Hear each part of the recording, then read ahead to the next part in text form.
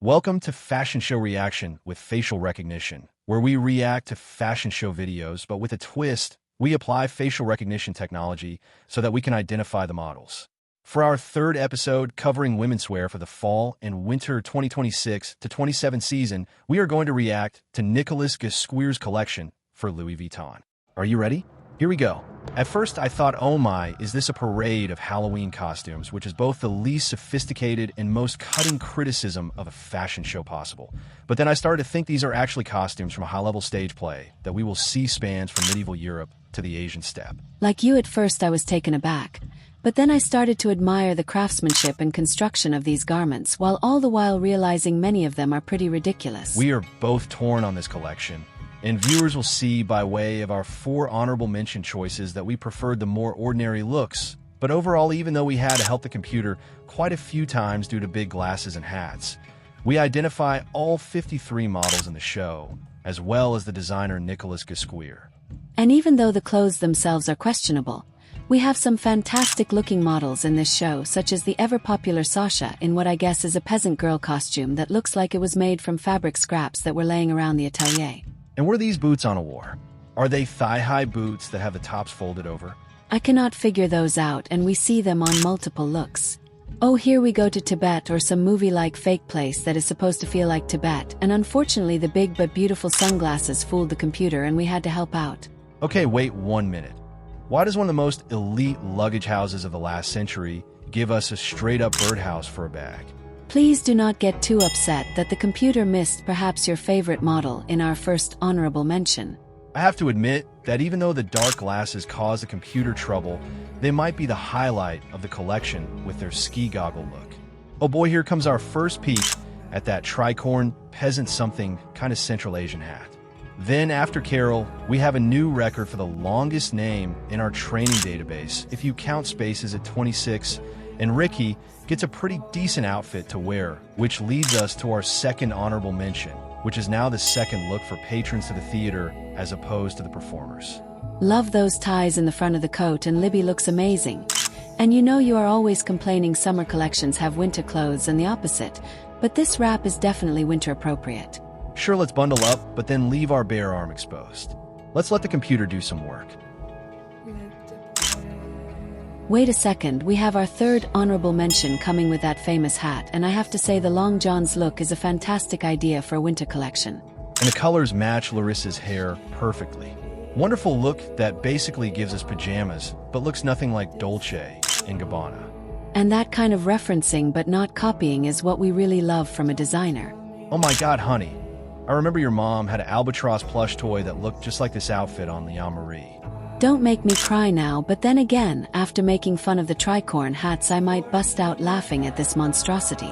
It almost has you forgetting the sloppy overalls down below, and in contrast, makes the tricorns seem not so bad. I can just hear some catty Euro at some trendy club after skiing calling out a rival.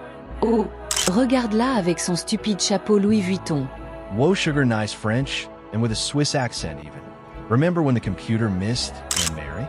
Well, at least I get Anna Beatrice. This ring around Julia's neck resembles one of those neck pillows people take on the plane. You mean those people we make fun of? Those are the ones.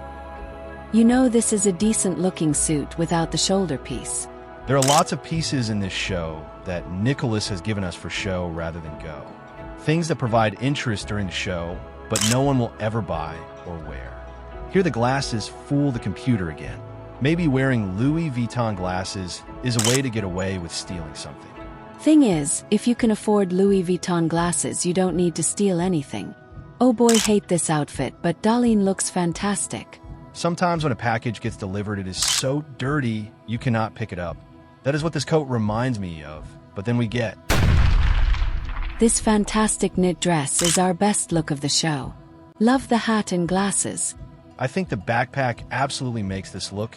Oh no, we have another of what I think is 3 versions of this look.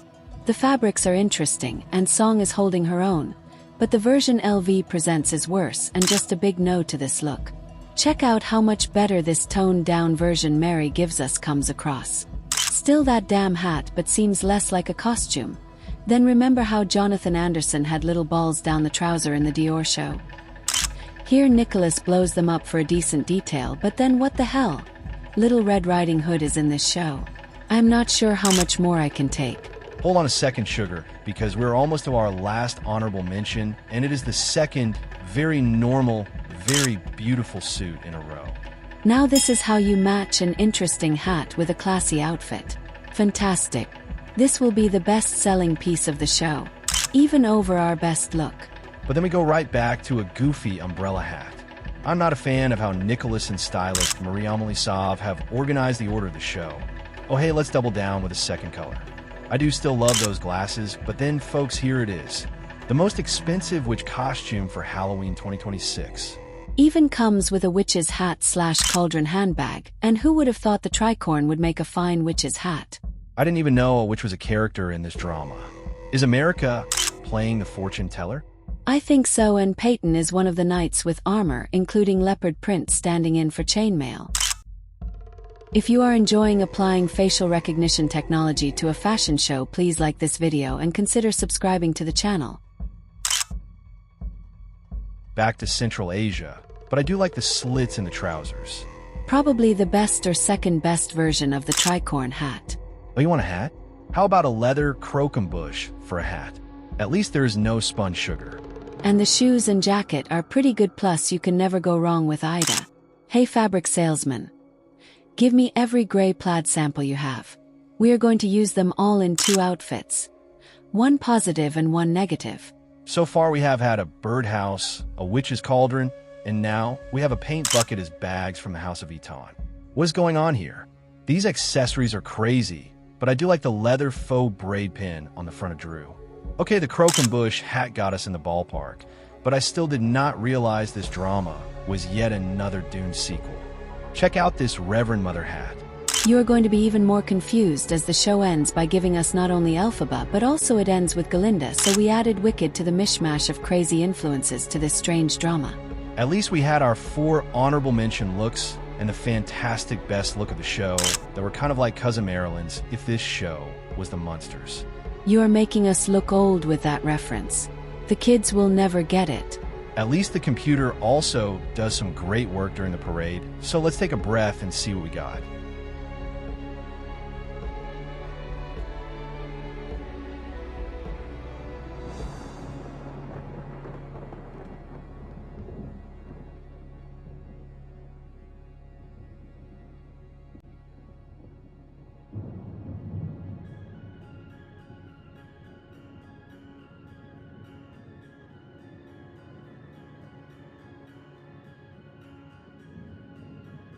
Hey, look, it is the dirty package you ordered.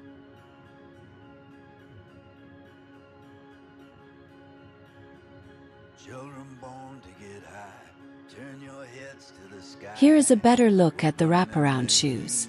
Those seem easy to wear hugging your foot like that.